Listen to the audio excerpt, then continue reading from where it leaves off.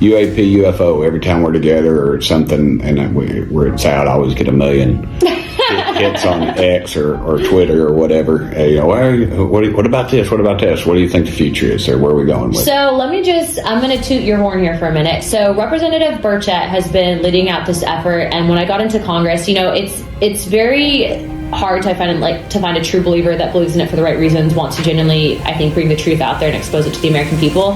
He's one of them, so don't ever doubt that. So much so that, he's ruffled a few feathers up here and people have kind of put him in their sights. So make sure that you back him, if you know what I mean. But what I will say is that you have been largely the reason why we've been able to have these hearings. So we're actually going to be coordinating your leading it out location for the next field hearing. And I say that because I think it's time, based on our last session that we had with members of oversight, and what we were able to conclude is that, we've brought in credible witnesses, they were telling the truth, and so it's time to move on to the next location. Good. I would just hope we'd have some disclosure. Since 1947, they've told us they don't exist, but yet we find out they spend tens of millions, maybe billions, I don't know. Pentagon loses a half $1 trillion, and I just think we need some disclosure. What the heck are they? And what are they studying?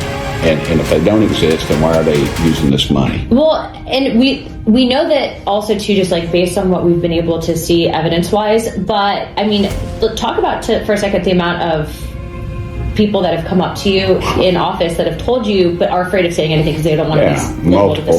Just last week, I was on before our double secret hearing.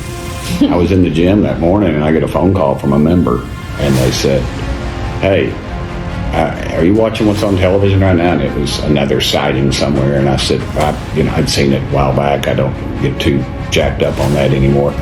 And he goes, then he went into explaining how when he was a young man in the military that he'd had a sighting, and he was very specific. Yeah. And talked about the officer that was in charge of the boat and said, this is what was going on, and they discussed it, and they, were basically, I guess, told not to discuss it anymore.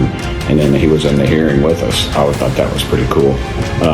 So we've, but it's just every day it just seems another member of Congress. And so, let's just find out what they're spending the money on. Find out what they're spending the money on, but also too, I mean, you saw recently there was that footage of, the jellyfish UAP, and you see that and you just realize, okay, not only does that look creepy, but what is it? And so I think that these are important questions that we need to continue to ask. This is over a military base. Over a military base, and the individual that recorded it was looking at it through night vision goggles, but then wasn't able to see it unless he turned on his thermal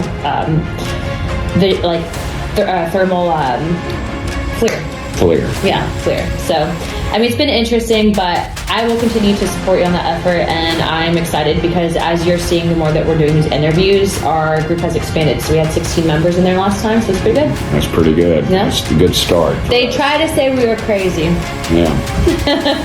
We already know we are. That's it.